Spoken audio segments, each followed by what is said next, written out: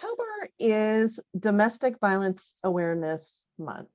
There is a lot of statistics that go around with law enforcement and domestic violence. And I thought it was really important, since this is Domestic Violence Month, to bring up the conversation and really clarify what is domestic violence and what do we do in our relationships if we are struggling with it. Stay tuned for more of that information. You're listening to the Code4Couples Podcast.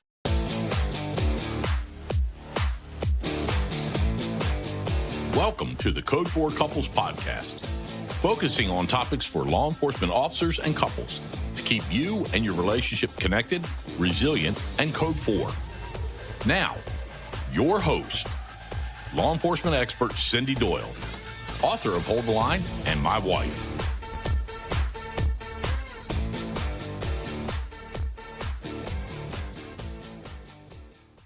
To the Code4Couples Podcast. I am Cyndi Doyle, licensed professional counselor and LEO wife. Today we are going to talk about domestic violence, and it might not be a topic that you're like, that sounds like a great topic, Cyndi, but I am telling you, it is something that everybody needs to be educated on. Your spouse, as if you're an officer, you know, and you have to deal with domestic violence on a regular basis. And as a spouse, you may want to know some of what we're going to talk about today. Today, I have on Tabitha Westbrook, or as I know her, Tabby. She is a friend of mine. When I met her, she was living in North Carolina. We are connected through some of our therapist groups. And as I got to know her, I saw that she had the same passion for advocating and educating on domestic violence for the same passion I have for law enforcement and law enforcement couples. We kind of connected over that, and I thought she was the perfect expert to bring on to talk about this topic. Thank you so much for being here. I appreciate it. Tabitha is a licensed professional counselor in Texas, a LMFT fellow, which you probably don't know what the heck that is, but I was all kinds of impressed when I saw that on her resume. She's also a licensed clinical mental health counselor. She is licensed in several states because she does work everywhere. She speaks on this topic, and she is sought after on this topic as well. Tabitha, thank you very much for being here. I really appreciate it. Was there anything that I missed that you want to make sure to tell our audience about your stellar resume? No, thank you so much. But I do have a private practice in Wake Forest, North Carolina. We have a team of several people. This is what we specialize in. I'm also tendered as an expert witness in the state of North Carolina in post-traumatic stress disorder. I've done all kinds of things around that with court and all kinds of stuff. This is definitely my wheelhouse. And like you mentioned, something I'm very, very passionate about. Yeah, she knows her stuff, guys. I know how to bring in some experts. So that is super cool.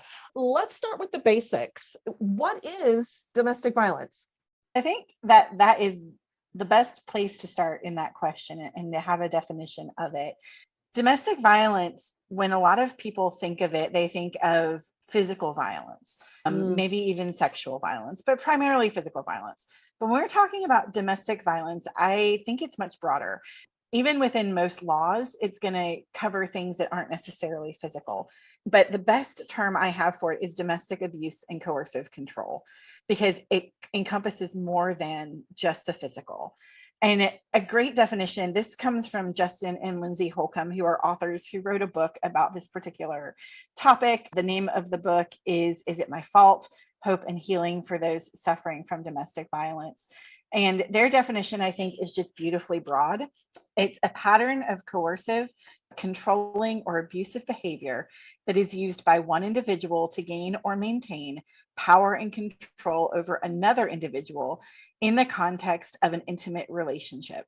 This includes any behaviors that frighten, intimidate, terrorize, exploit, manipulate, hurt, humiliate, blame, or wound an intimate partner. And I like that definition because there is definitely physical violence and sexual violence, but that's often not what we hear about. When someone comes into my office, they'll tell me, I think I have a bad marriage. They're not getting beaten, but then as I start to listen, I'm hearing those patterns of coercion, control, intimidation, all of those things that we mentioned in that definition. And I think that's something that is really important to note, because I think most people can say, yes, if someone's getting punched in the face, we have a problem, right? It's a black and white line. But abuse is a little more insidious than that, a lot more insidious, in fact. So having an appropriate level of understanding, an appropriately broad definition that encompasses all of its pieces is incredibly important. And so I hope that people will take away that it's more than just getting punched in the face, more than just getting sexually attacked. It's that demeaning, that power and control piece is huge. It's having power over another. That idea of coercive control, can you explain that a little bit more? Absolutely. It's really in someone who is targeted, right? So this can be acts of intimidation or violence. It's anything that really reduces safety and sanity. And it's a pattern, right? So we're all going to be jerks on a one-off basis, right? No one is perfect. So every now and again in a relationship, you're just going to be an idiot. You're going to say something mean. You're going to have a bad day. You might even say something pretty coarse or colorful. It's not a pattern. It's a one-off. When we get into trouble is when we really have these things that are patterns. So for example, in an emotional abusive situation, you're undermining your partner's self-worth. You could say something, it could just be constantly criticizing. You never clean the dishes perfectly. You can't load the dishwasher very well. Name calling. Gosh, you're just such a shrew or a bitch. Lazy. God, you're just like your mother. Now, those things can come out. Those things can come out sometimes. And again, we're looking at a pattern. If it's a constant tearing down of another person, then we're really getting into that coercive control. And things, are you allowed to have friends? What does your partner do if you go out with a friend? Are you even allowed to go out with friends? Are you allowed to be around your family? Really controlling movements and actions and finances. So there's some key pieces to abuse that can take different forms, right? So there's the physical, the sexual, then there's the emotional abuse, which we were talking about with that hypercriticism and maybe pitting kids against, and then verbal abuse, language that's used to humiliate and degrade, to manipulate, to force someone into a different place, right? We've heard that degrading language, that stuff that just cuts you at the soul level, not just a mean comment because I'm having a bad day, but a pattern of soul level cutting. And then controlling finances or manipulating the finances in some way, maybe by overspending or stealing or misappropriating money in the relationship when you guys didn't talk about it, things like that. Psychological abuse, which can be like causing fear. That can be a physical intimidation where maybe you get big in front of your partner or you stand over them when you're talking to them, or forcing isolation. And one that a lot of people don't think about is spiritual abuse. And I see this a lot when it's a faith-based community and there is a spiritual component to it. So using scripture inappropriately out of context. One of my favorites that I hear a lot is, wives, submit to your husbands. And the implication of that is, wives, be a doormat. But that's not actually that scripture in context. It doesn't mean doormat. And if you look at all the stuff around it, there's a lot of stuff that husbands are called to do too. It's a misuse and a using of something that isn't intended to be a weapon. And one that I've heard recently at a conference I was at was digital abuse. And it makes so much sense, right? So this is using technology to harass, to stalk, to bully. So maybe Facebook or Twitter, or what are the kids using these days? The TikToks, one of those things to harass or bully an intimate partner. And generally speaking, it is, from a statistical perspective, more men are abusers than women. So more women are the victims of abuse. It can go in different directions. So if you're reading up on this, you'll almost always hear the abuser referred to as a him and the abuse victim as a her. That's just because of statistics. It doesn't mean that it can't go the other direction. It's just much more rare. So that's kind of some of the dynamics. It's sort of multifaceted. And if you don't know all the different facets, you might miss it completely. Yeah, I wrote down a couple notes while you were talking, because there's several different behaviors I'm going to say behaviors that come into play when I think of law enforcement and how law enforcement officers are conditioned on their jobs. And this kind of spills over sometimes to first responders, but I'm going to talk about law enforcement specifically. One of the aspects that I talk about sometimes is authoritarian spillover. So this idea that on the job, an officer needs to have an authority on a scene. So that means the way they hold themselves, their presence, their speech, their mannerisms. They do that in order to get control of a scene because of safety.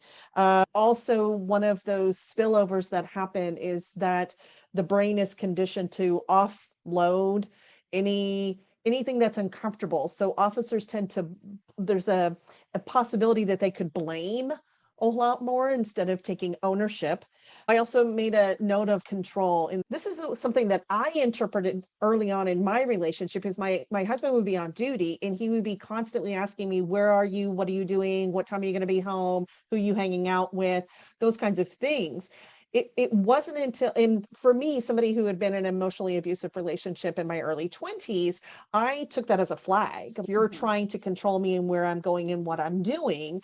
It wasn't until later on in our relationship that I asked him, and he says, no, I worry. And if I know you're safe, then that's one less thing. I can stay focused on my job and not worry about you, which then it moves it around. But if we wouldn't have had that conversation, I might have gone to a counselor and said, he's always wanting to know where I am. He tracks my phone, which by the way, wasn't a thing when we were first married, right? But he tracks my phone. He wants to know where I am. That could be interpreted in a really negative way. How do we as spouses properly kind of interpret that behavior of our law enforcement officers, as opposed to what's the line in that abuse or spillover or fear? Sometimes fear spills over into abuse. I know that. How do we discern that? What's a good way to discern it? I think you need to look at the totality of a relationship more than, again, these are patterns and they're pervasive. That's where I think it's a little bit different. And if you can have a conversation with your spouse, you did, and say, what's going on here? And they're like, this just takes it off my plate. That makes a lot of sense. Mm-hmm. And it's really also what else is happening in other parts of the relationship. If he comes home and there's manipulation, guilting, shaming, lots of playing mind games, minimizing, denying, blaming, gaslighting you. No, really, I swear you're the problem. It's just you. This is just you. Then we're starting to go, are we in a different place? But if it's like, in order for me to let go and do this very intense job that I have, I need to know you're okay, because I see the worst of everything on earth because I'm in law enforcement, because they do.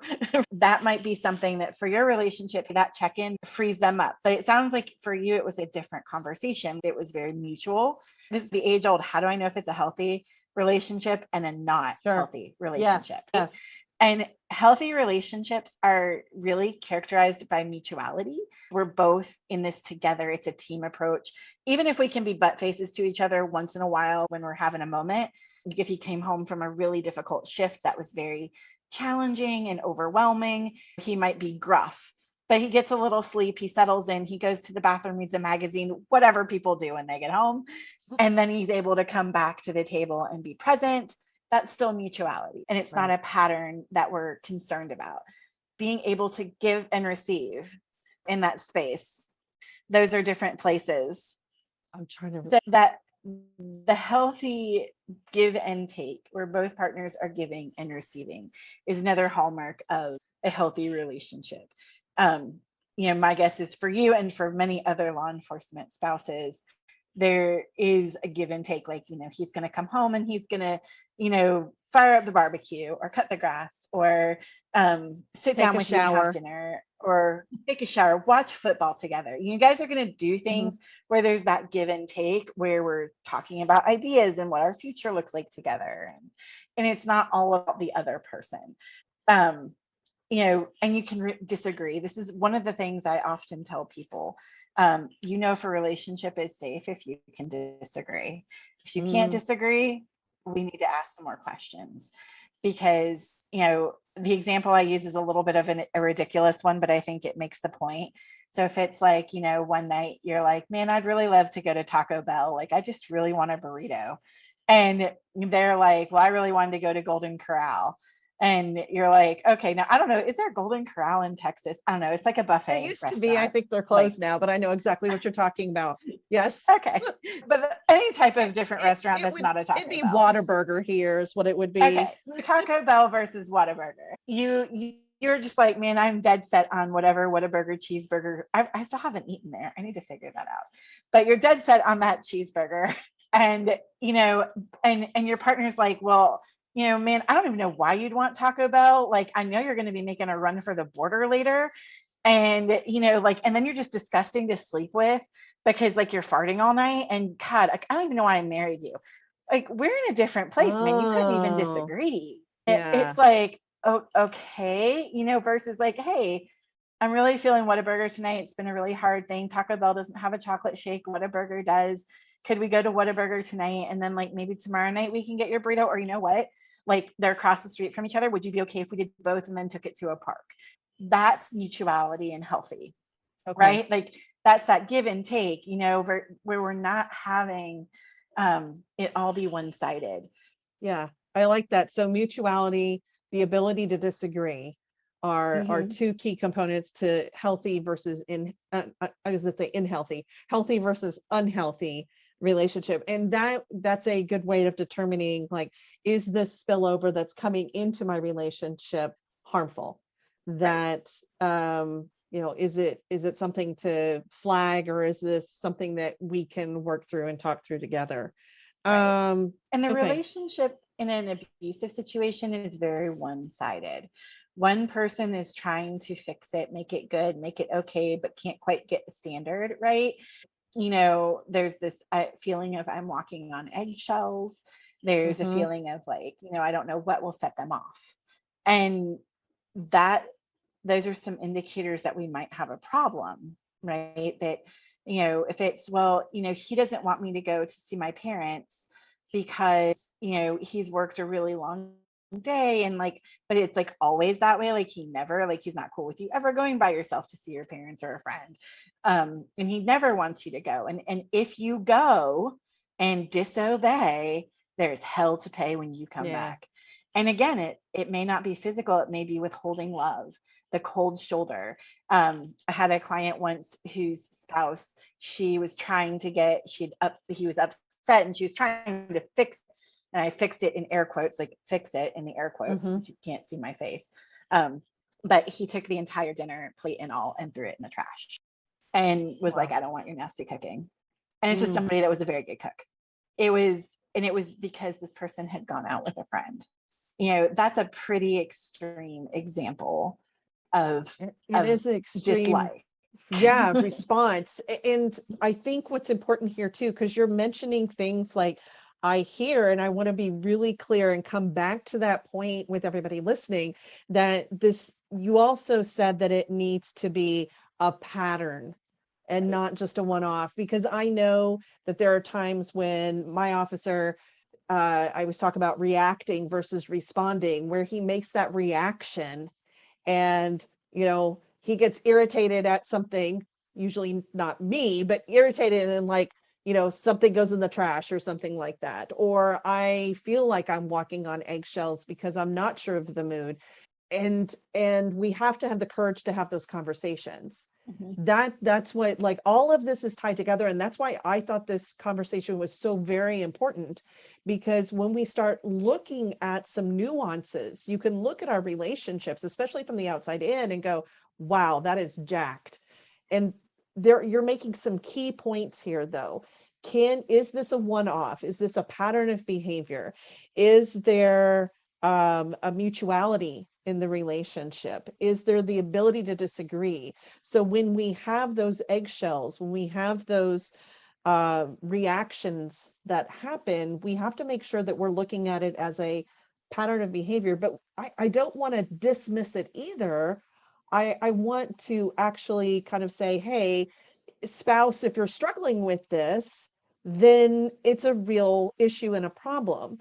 I know you and I have also had a conversation about intent versus impact. And I think I think this is a good place to bring that up and talk about that. as let me start over.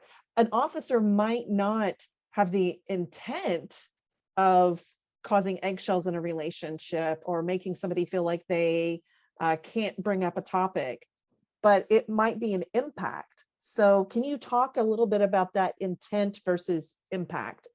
Absolutely. So I heard this concept from Chris Knowles, who is a batterer interventionist, who wrote a book called The Heart of Domestic Abuse. And intent, a lot of times you'll hear, well, I didn't mean to fill in the blank, make you feel that way. But the impact of the behavior is problematic and hurtful. So, and deeply hurtful. So I use it as, and this will probably resonate with our law enforcement listeners, as manslaughter versus murder one, right? Murder one, you get a charge, you're going to catch that charge if you have intent, right? What is the intent in murder one? Like, well, yes, I planned to kill that person. Fantastic. You're like driving a car and you gun it toward him and you run him over like a speed bump, right? That is clearly intention. There's intention to harm, and the person has been run over like a speed bump. Manslaughter doesn't have that same intent. It's an accident. You don't mean to run them over. They're yelling at you. You gun the engine because you're trying to get away, and you run them over like a speed bump. The outcome of either one is destruction. So you're no less run over in murder one than you are in manslaughter. The outcome is the same. The intent isn't the most important piece. And a lot of people who are exhibiting abusive behaviors, sometimes it's coming from their own place of trauma, and their intent isn't to harm. Their intent is to have a controlled environment, which is still power and control. It's still a problem. It still has to get dealt with. But they're not like, I'm about to take you out, right? They are not murder one. They're manslaughter. Their spouse is still run over with a car and bleeding out in the street. You still have to get a handle on it, regardless of where your intent is at. And I want to be careful too, because like, we don't want there to be unnecessary shame here. Like, look, if you're doing some stuff and you're like, I'm describing all these abuse things and you're like, oh crap, I am definitely doing those things, then get help for it, because there are people that will help you work through that and find different ways of being, right? If you are really struggling with PTSD from being on the job, and being an officer, being a first responder, it is so challenging right now. And you don't always have the mental health resources that you need. And, and you're kind of in a tough guy or tough gal environment, right? Where you're not allowed, you're not supposed to ask for help. You're just supposed to tough it up and muscle it through and all that stuff. But the most courageous thing you can do is ask for help. If you're like, man, she has described some things about me that I wish were not true, but yet they are. Then there's hope for that. The ones I worry about are the ones who are like, yeah, I'm good. And I don't know why my spouse is like, cowering in a corner when I come home. Like, I got no idea. Like, you're the people I worry about. But the ones who are like, oh my gosh, I see this in me and I don't want it to be in me, get help, because there's help for that, for sure. Yeah. But thank you for saying that. Yeah. And the motive of your heart isn't necessarily as important as the outcome of your behaviors. So the intent is, again, not as relevant as the outcome. If you're like, but I didn't mean to, again, get help, right? Like, if you're not sure how to downshift when you get home, like, let's talk about that. Let's get you there, right? Let's help you learn how to leave work at work to the best of your ability when you're seeing all kinds of shenanigans. And officers know, and I think that they wouldn't want to put themselves in the same place as some of the people that they see, right? The most dangerous call for an officer is a domestic violence call. And you walk up on that and you do not know what kind of shenanigans are going to be taking place. And you don't know what the perpetrator is going to be doing or what their victim's going to be doing. You're probably trying to arrest this guy who's beating the tar out of somebody. And then she jumps on your back and you're like, what in the world? Right. And so you don't want to put yourself in the same category as that guy. Of course not. But there are degrees in abuse. It's a continuum. So you aren't that guy. And if you're like, man, I might have some behaviors that would maybe categorize me as that, work them out, get them different. You can absolutely be different. You can learn to do things in a different way so that those aren't, happening. Thank you. You're exactly right. And I love the fact that you're saying, hey, there's the intent versus the impact, and the impact, the fact is, they're still run over. And if you're recognizing that, then you can change, because you're recognizing it, and there's remorse, and there's other feelings there that go along with the ability and the desire to change. Right. I also, go ahead. I was going to say that, the need to control a scene at work is vital. The need to control your partner is not. Your partner is not a perpetrator. And I think being able to shift gears when you get home and know that your partner is not a perp is real helpful. Yes. I was also going to actually spin it. Let me try it again. I also want to spin it around the other way too, because I know as a spouse, sometimes you feel really anxious because you don't know what's going on. You don't know who they're interacting with. They're gone a lot because we've had a podcast about attachment. And so maybe because of my struggles or my anxiety around the attachment to my officer, I may blow up his phone. I may try to control them. I may shame them for not showing up. I may passively aggressively do something to harm them. I've run into spouses that called their higher ups and said horrible things about their officer just to try to get them to be off sometimes. I mean, I've heard some stories. So I also want to make sure, like, spouses, if you're struggling and you realize that you're maybe making a negative impact as well, that I think control in our relationships can get us in trouble. And I think some of that control is because we have so much, we don't have the control, if you will. We feel out of control, that it's like, or anxious. It's like, get control. That really does play into it for sure. Absolutely. And just, really going back to the definition, the difference between being abusive and not is that pattern of coercion and controlling and abusive behavior. And it's to gain or maintain power over another. That's the big thing. It's not, I'm freaking out because my spouse, who's a law enforcement officer, was supposed to be home at, 2 a.m. and it's now 4. Exactly. Right. And I'm panicking because, like, is he dead in the street? And I just haven't had the call yet. Right. I think that we sign up when we are a law enforcement spouse, a military spouse, a first responder spouse, for a unique life. And it's really important to understand that and to come at life in that space.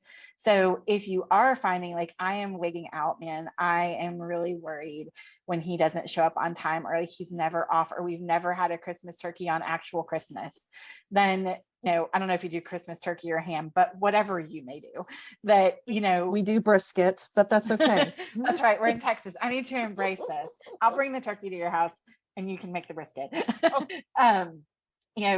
Getting a handle on that and getting therapy for that. This is where couples therapy is very appropriate. Couples therapy is not appropriate if abuse is present at all, because it's not a marriage problem. To say that again. Couples therapy is not appropriate. It is not at all appropriate. And if you are a couples therapist listening to this, know that it is not appropriate if abuse is present, because it can put the abused party in danger. And it's not a marriage problem. This isn't a marriage problem. This is a power and control problem. But if you're finding, like, hey, I'm struggling and our marriage is struggling and we don't have these abuse markers, then couples counseling can be amazing. I think that's a great segue into kind of the last topic we need to bring up, which is how to step out and reach out for help if you do feel like there is abuse in your relationship, or that there is abuse in your relationship. Unfortunately, as a law enforcement spouse, spouses don't reach out. They don't get the help when it comes to abuse, because what they're afraid of is contacting the police. I've heard, well, I didn't want to ruin my husband's career. I'm going to need that child support. I've heard, well, I'm not safe to call, so who am I supposed to call? I can't go to the shelter. They know who the shelters are. What would be those next steps for somebody that is recognizing, no, this, we don't have mutuality in a relationship. This is abuse. This is a pervasive pattern. What would you recommend they do in that situation? I think it really depends on where your spouse works and where you live. If your spouse is an officer in the town that you live in, you may want to go to another town and seek resources there, or another county, depending on how your state and location is set up. Any domestic violence organization, so any organization that specializes in helping victims, they understand the nuances if someone is a law enforcement spouse or partner. So they are going to be able to help you get into a safe place.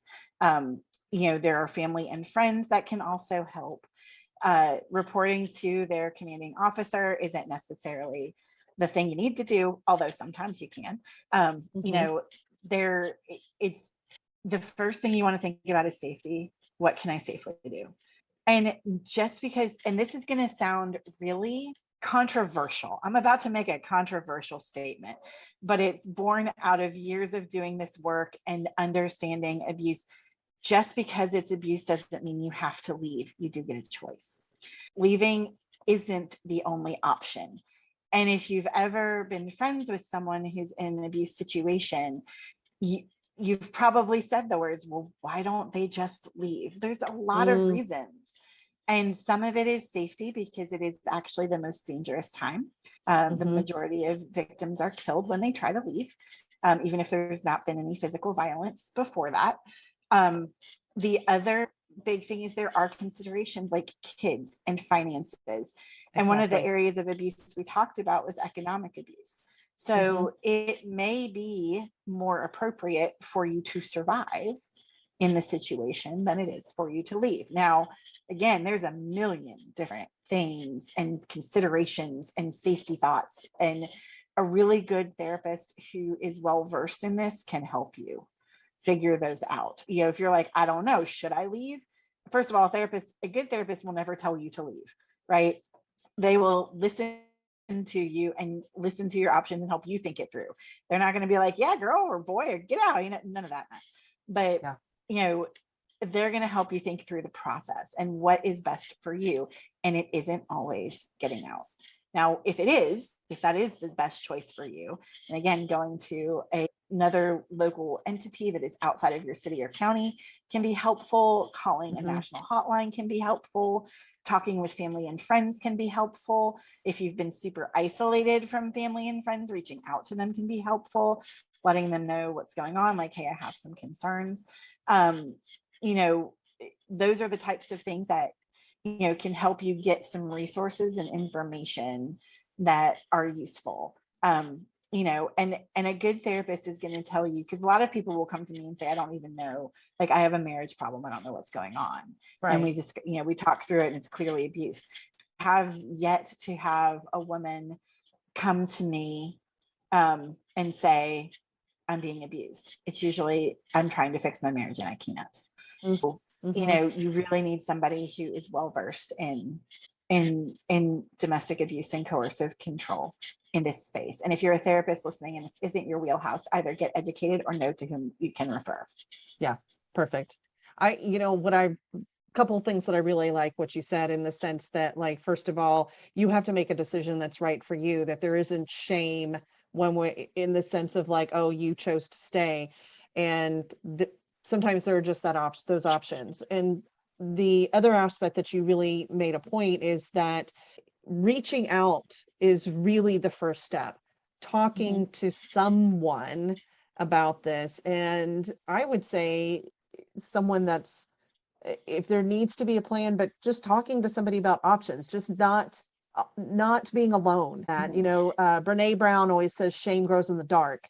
And when we reach out to the light, when we bring it out into the light, then it reduces the shame. And I think the shame of the relationship can also impede the individual from having choices, or feeling like there's choices, or just taking care of themselves and figuring out what the right choice is for them. So I love that, reaching out. And I think shame plays a big role too if you have been exhibiting abusive behaviors. So if you are listening to this and you're like, oh dear God, like it's easy to feel that shame. And if you bring it out into the light, it cannot live. So if you were to go to a counselor and say, as hard as it might be, I have been abusive to my spouse or my family. Mm-hmm. A good counselor is going to look at you and go, let's learn how not to. Let's help you get in a different place. Yes. And it's definitely work. It is not easy by any means, but there are some very good resources out there and some very good supports out there. You can change that. If you realize, like, I don't know how to be any different than to be controlling and manipulative. I don't know how to get my emotional needs met in any other way, because maybe you didn't see that in your family of origin growing up. Maybe you've just developed it over 20 years of law enforcement, because that's some hard stuff, man. It is, right. Then just like the basket was woven for those behaviors, we can unweave the basket and build a new one. It is not hopeless, and it is not something that is not redeemable. You got to do the work, and you got to be humble about it and say, yeah, this is where I'm at. It's like anytime anybody comes to counseling, like, you got to be ready to do the work. But if you are, there is a ton of hope. I also want to make a note here and let y'all know that I also want to make a note here as well and remind everybody that counseling is confidential. I have had officers be nervous to share their behavior at home with me because they were afraid I had to report it. And once I clarified, no, that's not what's happening here, then that's when everything spills out. There's actually a story in my book about that very thing, that I had an officer and he came to me and said, hey, this is what happened and I need to talk through it because I don't want to be those scroats on the street that I arrest. I want to be something different, and I'm crossing a line here and I know it. So thank you so much. Any final comments or anything you wanted to throw in for the listeners to make sure that they needed to know this before we get off? I would say for the majority of law enforcement men and women, you probably need some good skills on how to leave work at work, and counseling can really help you with that. The majority of you probably are not abusive. That's my guess, right? If you're like, this doesn't even apply to me, why did I listen to this whole show? It's still helpful to know, and it's still helpful to understand domestic abuse and coercive control, because you are going to encounter it out in the community. You get those calls all the time, right? And so understanding a little bit about what it is and that why people may choose to stay can be really helpful. If you see yourself in this, whether as a victim or as someone who's got some abusive behavior going on, get help. You don't have to stay in that place. You can absolutely do something different. The work is definitely difficult, but it is well worth it. Everything that is worth doing takes a little work, right? Like, you didn't just like pop out of the academy and be like, it's an amazing officer, right? Like, it took some work. You had to learn. And so if you want to be an amazing spouse or partner, that is there for you. But you do have to do the work, and don't let shame get in the way of it. Perfect. Tabitha, if somebody wants to get a hold of you, if they want you to come out and talk to their department or community, how would they go about doing that? Absolutely. They can always find me through our website, which is thejourneyandtheprocess.com. And there is a contact us form there, and they can just put out there that they'd love for me to come and maybe do some education on domestic abuse and coercive control, and how to do some of these things, and also just how to help officers out there in the community, like when they encounter it. Again, we're going to encounter it. We know it's been increasing, especially in the last year and some change, as all of the excitement in the world has been. And the more that you understand it and understand the perspective of, victims and survivors, then the more you can deal with it, better. I'm happy to help. And if there's any questions, if you're like, hey, I'd like to know more about this thing you said over here, because it's real hard it's such a nuanced conversation, and it's hard to get through all of it in the time that we have. But reach out and ask. I'm happy to answer questions. Thank you so much, Tabitha Westbrook. And I think I picked a fabulous guest to come on. As you can tell, she is very LEO friendly and understands our community. Thank you so much for being here and being on the podcast. I really appreciate it. You're very welcome. And until next time, guys, keep it Code 4.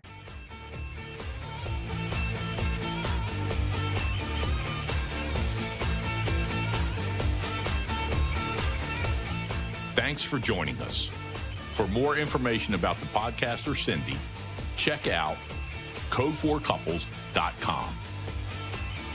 All intellectual property rights owned by CRLD2 Ventures, LLC, are protected by the firm of 9mm, 45 ACP, 5.56mm, and 12 gauge.